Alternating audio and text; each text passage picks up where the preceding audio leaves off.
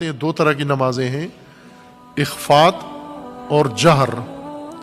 اخفاتی وہ نمازیں ہیں جو دوسرے نہیں سنتے کہ آپ کیا پڑھ رہے ہیں، پڑھنا ہے۔ اخفاتی نمازیں عموماً یہاں پاکستان میں ایک کلچر ہے نمازوں کے بارے میں کہ چپ کر کے کھڑے ہو جاتے ہیں اخفاتی نمازوں میں۔ وہاں باقاعدہ قرات ہے، امام کی بھی ہے اور پیچھے ماموم کی بھی ہے۔ اخفاتی نمازوں میں حمد و سورہ امام پڑھے گا، آپ نہ پڑھیں پیچھے جو کھڑے ہوئے ہیں، لیکن باقی سارے اذکار پڑھنے ہیں۔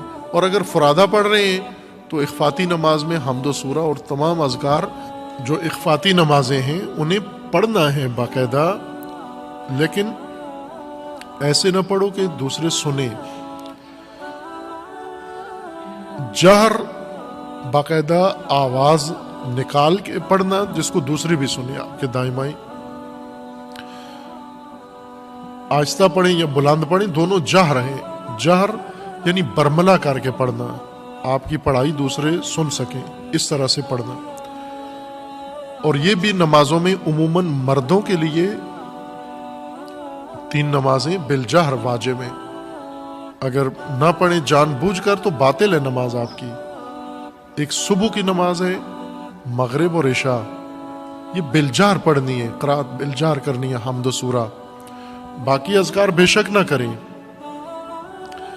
اب شیعہ عادت بنا چکے ہیں کہ حمد و سورہ کے علاوہ سارا بالجہر پڑھتے ہیں، باقی سب پہ تاکید ہے بالجہر پڑھنے کی، اور حمد و سورہ خاموشی سے پڑھتے ہیں۔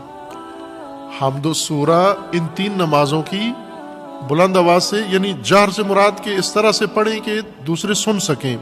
آپ کے دائیں بائیں اگر کوئی کھڑا ہوا ہے بندہ تو اس کو پتہ چلے کہ آپ کیا پڑھ رہے ہیں، آواز باقاعدہ نکلے آپ کی۔ بے شک آہستہ ہو، دھیمی ہو، بہت اونچی آواز میں نہ پڑھیں، لیکن مردوں کے لیے لازم ہے کہ وہ بالجہر نماز پڑھیں۔ یہ 3 بعض کھڑے ہو جاتے ہیں، مغرب کی نماز پڑھ رہے ہیں ایسی جیسے زور کی پڑھ رہے ہیں، اور اہل سنت تو فرادہ نماز بھی لب سے نہیں پڑھتے، وہ بالکل دل میں ہی پڑھتے ہیں سارا کچھ۔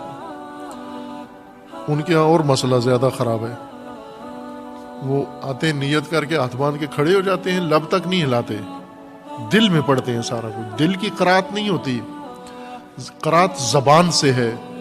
زبان سے قرات کرنا 2 طرح سے ہے، یا آواز نکال کے یا آواز نکالے بغیر، اس طرح سے قرات کرنی ہے۔ ایک کو اخفات کہتے ہیں جو دوسروں کو سنائی نہ دے، اور ایک کو بالجہر کہتے ہیں جو دوسروں کو بھی